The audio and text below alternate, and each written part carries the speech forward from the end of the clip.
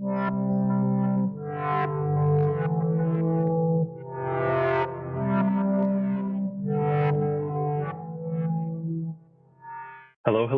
I'm Breton, one of our MCAT tutors here at Inspira Advantage, where we help students get accepted into med school and other professional programs. In the last video, we explained why ions are important to know, as well as their relevant concentration. If you haven't already, I strongly recommend checking that video out before we dig more into the action potential now. But I will quickly set the scene for you in terms of what we need to know for the MCAT about action potential. So from the last video, we talked all about how potassium is higher inside of the cell, whereas sodium is higher outside of the cell. We also talked about how there are many more potassium channels than there are sodium channels. This allows for much more potassium to be leaving the cell. When more potassium leaves, this is a positive charge leaving, it's going to make the cell more negative. Thus, our negative 70 millivolt resting potential. Now that we've learned how to set the neuron to resting membrane potential, negative 70 millivolts, we can begin to disturb it with an action potential. For an action potential to begin, the membrane potential must reach what is called threshold potential. Now, threshold potential is negative 55 millivolts, the MCAT, roughly. We'll say that negative 55 millivolts is our threshold potential, which is what I've labeled right here.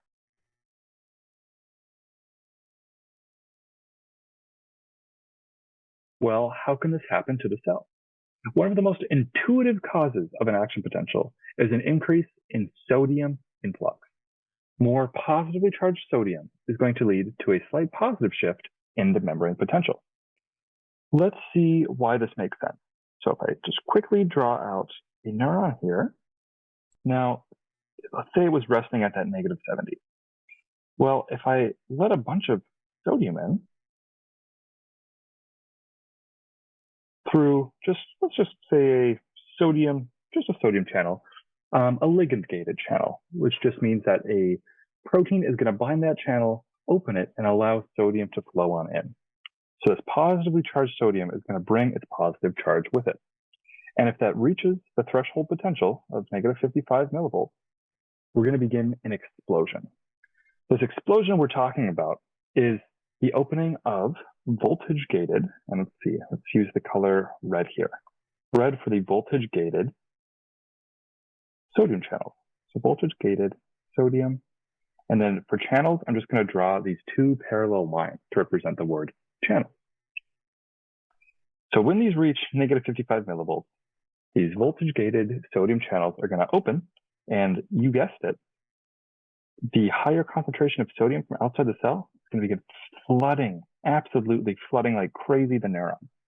If we look at what this looks like graphically, we can see that right here, we are going to depolarize the neuron due to all this positively charged sodium flowing into the cell.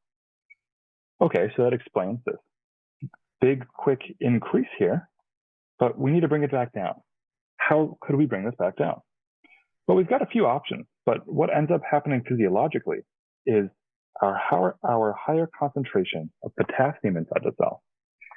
So again, just like with those sodium channels, we also have what are called voltage-gated potassium channels.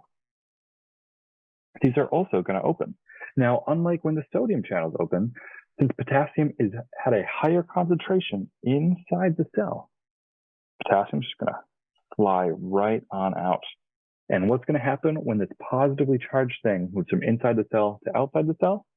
We're going to become more negative inside the cell. Again, graphically, we can represent this by potassium falling, by the millivoltage inside the cell dropping. And don't worry, we're going to go over this whole graph in just a second. So a funny thing happens here. When we open these potassium channels, we actually lose way too much potassium that it goes into what is known as a hyperpolarized state. So this means it is going to be super negative.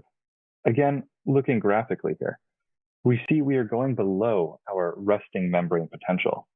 We said our resting membrane potential was at negative 70 millivolts. That's where we were starting at. And we end up somewhere around negative 90 millivolts due to too much potassium coming out. Okay, so we kind of have, the picture story. Let's talk about the graph itself. Let's talk about what's actually going on here. And right now, let me zoom out. This is a perfect time for you to take a screenshot or pause the video if you want to see what the steps are along with points on the graph here. But I'm going to talk you through as well. So at this point here, they've highlighted in red. This is where the cell's starting. This is resting membrane potential. We talked a lot about this in the previous video, setting that at -70 millivolts. Well, let's zoom in. These dashed orange lines are to show what a failed stimulus would look like, whereas the solid line is what a strong enough sodium stimulus would be. If we don't hit threshold potential, if not enough sodium moves into the cell membrane, we're not going to hit threshold potential and no action potential will occur. So for the sake of our graph, let's say that we do hit it. We hit that magical -55 millivolts. So here at point 2, this is where we're going to open those voltage-gated sodium channels. And when voltage-gated sodium channels open, that sodium's going to flood into the neuron. Then we're going to undergo a process of depolarization. So depolarization just means that the cell is becoming more like the outside environment. And if we say that the ECF always equals 0, well, we'll be coming closer to 0. Let's say, right about at this point is about 0. So when we hit there, we are depolarized. So this whole upswing to becoming more positive, we call depolarization. But we need the cell to repolarize or go back down. So 2 things must happen. The first that I mentioned on the diagram is that we're going to open some voltage-gated potassium channels. So right at around 30 millivolts, potassium voltage-gated channels are going to start opening. When these open, we're going to see potassium efflux, potassium leaving the cell, making it more negative. That's what we've shown over here. But that's not going to fix anything if we don't shut off the voltage-gated sodium channels, which is exactly what we're doing right here. So step 4, we're also going to come over here and block this.